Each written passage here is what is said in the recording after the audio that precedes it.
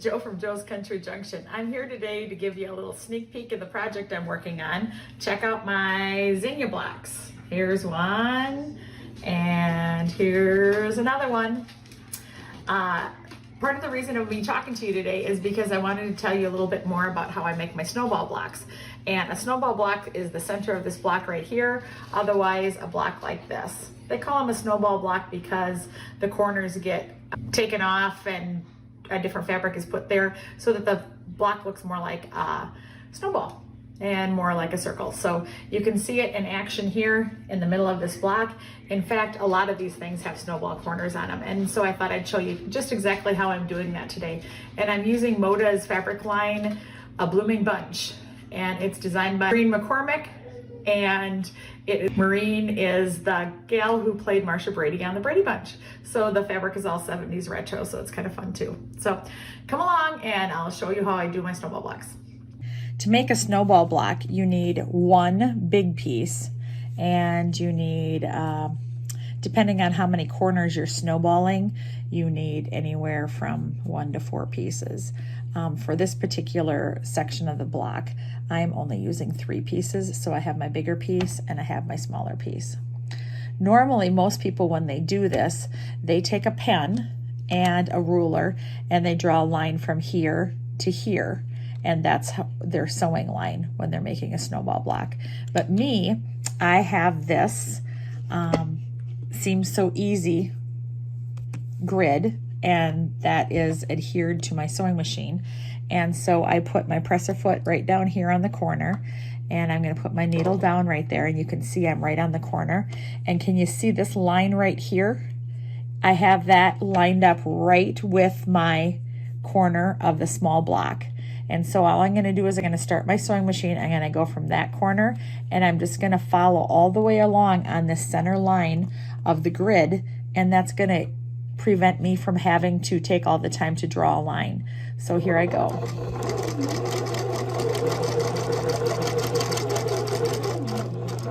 And that's how I do it. The whole time I just kept that corner right on that line right here, and that corner got snowballed.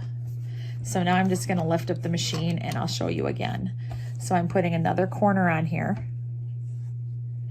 I'm putting that down, and I'm putting the presser foot down, and I'm adjusting this so that I'm lined up right with that line, and I'm going to stay on that line.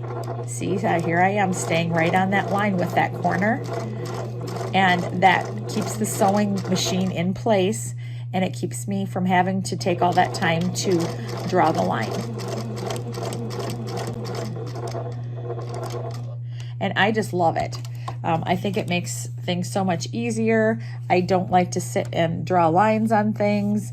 I feel like I can cut my pieces and I can just get to sewing right away without wasting that time with drawing the lines. So here I go again. Okay, and this particular block I'm doing, I need 3 of these kind, and then I need to come up with this smaller one right here, and that's going to go on the corner right here.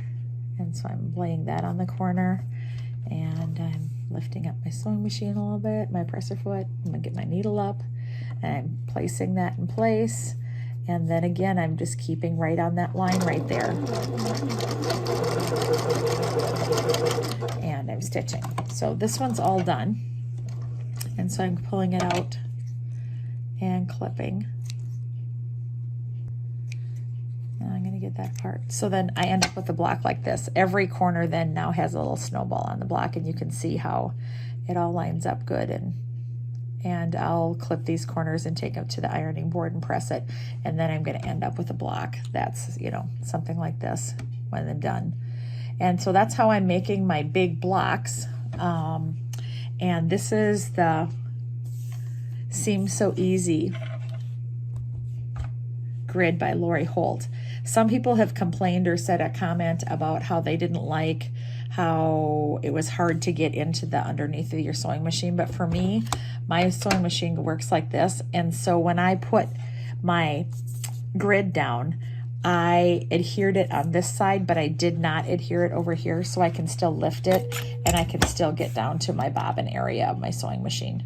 And so that's how I've been doing that, is by not adhering it on the opposite side. So those of you who have a front opening to get to your bobbin, you would probably, you would probably just adhere the grid to the back, and so then you would be able to lift up this front area to get to their front bobbin. And so it's not super convenient as far as getting to your bobbin, but it is great for doing snowballs, and I use it all of the time. I can't believe how many blocks that I actually snowball. It's just a very common quilt thing to do. Another time that I often use it is I already have some half square triangles that are sewn, and when I sew with the when I make half square triangles, I also use it.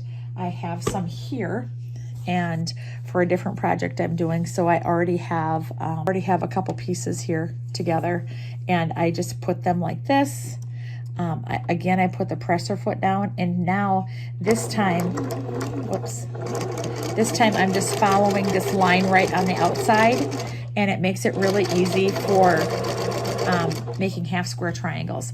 So I am in love with this grid, and it's the Seems So Easy grid by Lori Holt, and I absolutely love it. I hope watching me sew that gave you a little bit better idea on how to make a snowball block with the grid. And once again, here is the snowball block, and it's been making things so much easier for me as I've been making my zinnia blocks with a Blooming Bunch line by Moda. I can't wait to show you this quilt when it's all finished. It's been so fun to make. I just can't believe how much I'm loving the 70s prints and having so much fun with that. So if you have any questions, put them in the box below and I'll try to answer them. And I also am putting a link to the Seems So Easy grid by Lori Holt, and so you can get your own if you're interested in giving the grid a try. We'll see you later. Bye.